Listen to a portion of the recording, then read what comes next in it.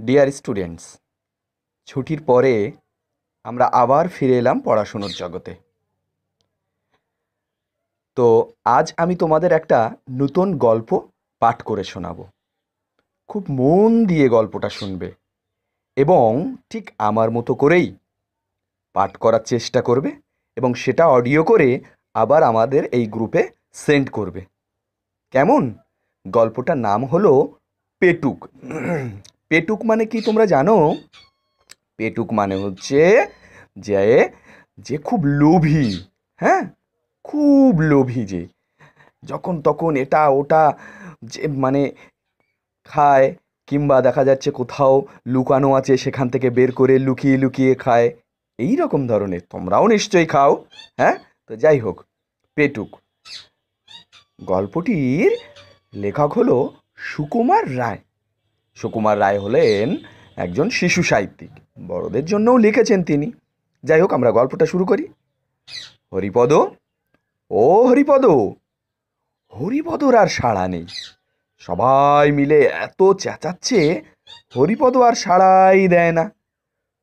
কেন, হরিপদ কালা নাকি? কানে কম শোনে বুঝি? না, কম শুনবে কেন, বেশ দিব্যি পরিষ্কার শুনতে পায়। তবে হরিপদ কি বাড়িতে নেই? তা কেন? হরিপদর মুখ ভরা ক্ষীরের নাড়ু ফেলতেও পারে না, গিলতেও পারে না। কথা বলবে কি করে? আবার ডাক শুনে ছুটে আসতেও পারে না, তাহলে যে ধরা পড়ে যাবে। তাই সে তাড়াতাড়ি নাড়ু গিলছে আর জল খাচ্ছে। আর যতই গিলতে চাচ্ছে ততই গলার মধ্যে নাড়ুগুলো আঠার মতো আটকে যাচ্ছে। বিষম খাবার জোগাড় আর কি। এটা কিন্তু হরিপদর ভারী বদ অভ্যাস। এর জন্য কত ধমক, কত শাসন, কত শাস্তি, কত সাজাই যে সে পেয়েছে, তবু তার আক্কেল হলো না। তবু সে লুকিয়ে চুরিয়ে পেটুকের মতো খাবেই। যেমন হরিপদ, তেমনই তার ছোট ভাইটি। এদিকে পেট রোগা, 2-3 দিন অন্তর অসুখ লেগেই আছে। তবু হ্যাংলামি তাদের আর যায় না। যেদিন শাস্তিটা একটু শক্ত রকমের হয়, তারপর কয়েকদিন ধরে প্রতিজ্ঞা থাকে, এমন কাজ আর করব না। যখন অসময়ে অখাদ্য খেয়ে রাত্রে তার পেট কামড়ায়, তখন কাঁদে আর বলে, আর না, এবারই শেষ।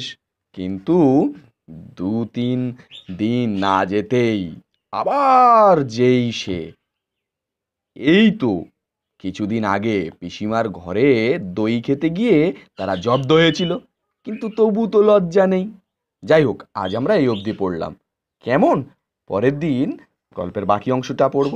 তোমাদের কাজ থাকবে সুন্দরভাবে গল্পটা পড়বে, পাঠ করবে, ঠিক আছে? এবং সেটা আমাকে সেন্ড করবে এই গ্রুপেই।